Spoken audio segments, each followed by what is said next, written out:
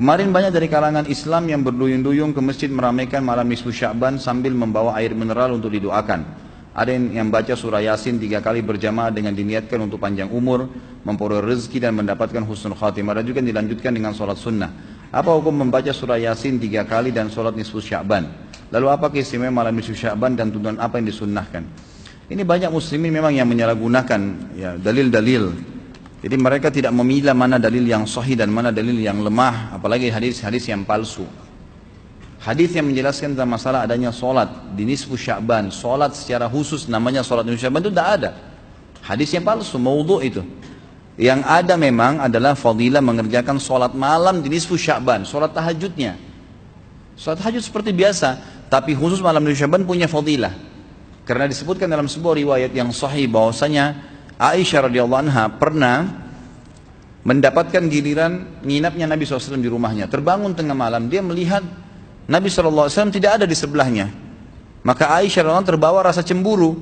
Dia memakai bajunya kemudian mengelilingi rumah-rumah Nabi yang lain. Ya, istri Nabi yang lain takut Nabi ada di sana gitu. Diketukin satu-satu ternyata nggak ada.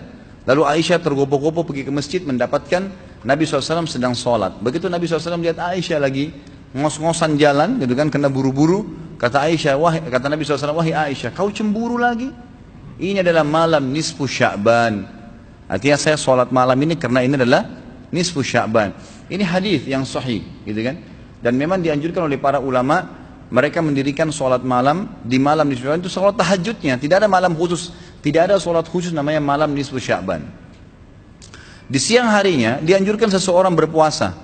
Karena Nabi SAW memperbanyak puasa, terlebih lagi nisfu Sya'ban itu, ya kenanya malamnya itu berarti puasa tanggal 14, kalaupun nisfu Sya'bannya malam hari ke-15, dan kita tahu ada puasa Iyamul Bid, ada 13, 14 dan 15, itu kita dianjurkan puasa 3 hari, kan gitu. Tapi tidak diniatkan khusus puasa nisfu Sya'ban, khusus puasa itu. Karena memang secara umum Nabi SAW puasa sebulan penuh, di bulan Sya'ban. Kalau masalah membaca surah Yasin, ini tidak asing lagi kalau di Indonesia. Semua harus surah Yasin. Pindah rumah Yasin, orang mati Yasin, semua Yasin. Ditanya dalilnya, nggak ada dalil, gitu kan.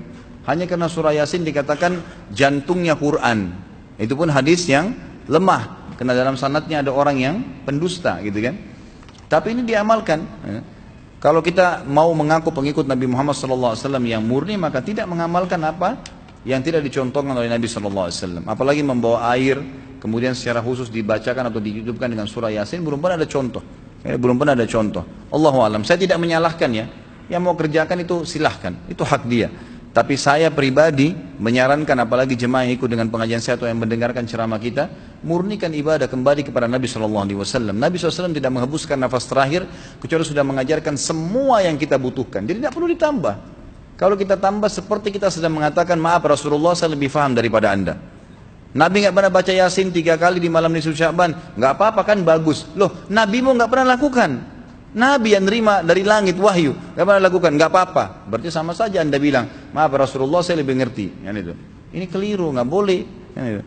Jangan tambah-tambah agama, biarkan dalam keadaan murni. Sedangkan murni saya sudah banyak sekali yang kita bengkalekan, apalagi kalau ditambah-tambah. Gitu.